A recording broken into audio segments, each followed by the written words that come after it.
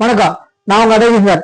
இப்ப ஸ்டாலின் அவர்களே, உதயநிதி ஸ்டாலின் உங்களா வந்து இன்சூரன்ஸ் சொல்லு. ஸ்டாலின் திமுக முக ஸ்டாலின், உதயநிதி ஸ்டாலின், ஸ்டாலின் உதயநிதி, உதயநிதி இன்பநிதி, இன்பநிதி கொடுமநிதி போனரே. உங்களுக்காக இன்சூரன்ஸ் இருக்கிறதா? செத்து போனதுக்கு இன்சூரன்ஸ் வேணும்.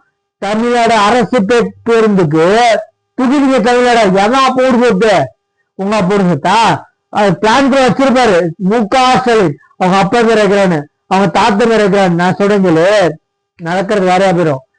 தமிழ்நாட தூக்கிட்ட உங்க அப்பா பேரு வச்ச ஒரு பஸ் கூட ஓடாது. நீங்க அரசு ஒட்டுமொத்த தமிழ்நாடு இறங்கிட்டாங்க. செல்வ பெருந்தகை, பித்தள தமிழ்ச்செல்வன், நாய்சகர் இதெல்லாம் ஓட்டு கேட்க போனா இன்னும் கேண்டிடேட் அனௌன்ஸ் பண்ணல.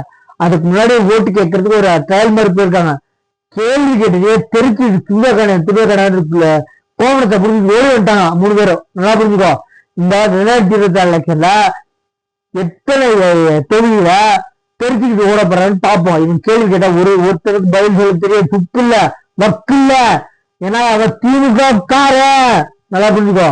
மக்களுக்கு தெரியும், இன்க்ளூடிங் என்னையும் சரி. நீங்க வேணும் உட்கார வைக்கல, வேற மாற்று கட்சியில் இல்லாமதான் உட்கார வச்சோம். 2 கட்சி அறிவு கட்டுங்களா உடனே பேர் புரிஞ்சுக்காதீங்க. உங்களை வேணும்னா உட்கார சங்கடை உடுத்து ஊட்டுவோம். உதயநிதி ஸ்டாலின் எங்களுக்கு மக்கள் தெரியும், புரிதல் தெரியுமா எங்களுக்கு. நீங்க வேணும்னு குறைக்கல, வேற மாற்று கட்சியில் இல்லாம தான் குறைச்சோம். இந்த ஆடி மாற்று கட்சியில் இருக்கு, தெளிவா புரிஞ்சுக்கோ. எத்தனை இடத்துல டெபாசிட் போகுதுன்னு பாரு. சகாப்தம் முடிச்சு எத்தனை இடத்துல டெபாசிட் இழப்புன்னு பாருங்க.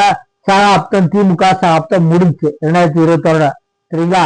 நீங்க அப்படி வேணாலும் யார் வேணாலும் நிப்பாட்டிக்கோ, தடுத்து நிறுத்துக்கோ, என்ன தனாலும் தடுத்து நிற்கோ. மக்களுக்கு தெரிஞ்சு போச்சு நீ பண்ற ஆட்டவாசலாம்.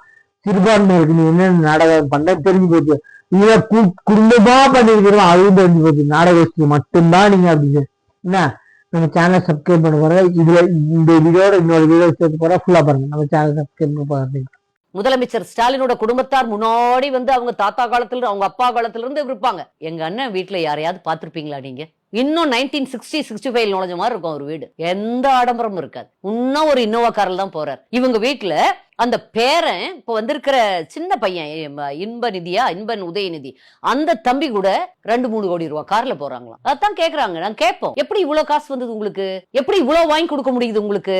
அதுக்கும் டாக்ஸ் கட்ட மாட்டீங்க, இம்போர்ட்டட் காரா இருக்கும். அதையும் இம்போர்ட் டியூட்டி கட்டாம எப்படி எல்லாம் ஏமாத்தி கொண்டு வரணும்னு சொல்லி சிக்கிக்கிட்டு அதற்கு பிறகு டெல்லி காலில் விழுந்து இவங்க சொல்றாங்க காலில் விழுவுறத பத்தி. முதலமைச்சர் ஸ்டாலினை விட கால் விழுறவங்க அந்த குடும்பத்தை விட யாராவது இருப்பாங்களா? போய் டெல்லியில் நீங்க என்ன பண்ணிட்டு வரீங்க? உங்க அமைச்சர்கள் எல்லாம் போய் டெல்லியில போறாங்க. இங்க அப்படியே ஒரு ரெய்டு ஈடி வருது, டக்குன்னு போறாங்க. என்ன நடக்குதுன்னு தெரியல. நீங்க போய் கால்ல விழாம நீங்க வந்து மத்திய நிதியமைச்சர் நிர்மலா சீதாராமன் கால்ல விழல. ஒவ்வொருத்தரையும் போய் பாட்டு வரல. நீங்க கால்ல உள்ள நடந்தது எங்களுக்கு எப்படி தெரியும்? நீங்க கண்ணீர் விட்டீங்களா இல்ல கால் விழுந்து கும்பிட்டீங்களான்னு எங்களுக்கு எப்படி தெரியும்?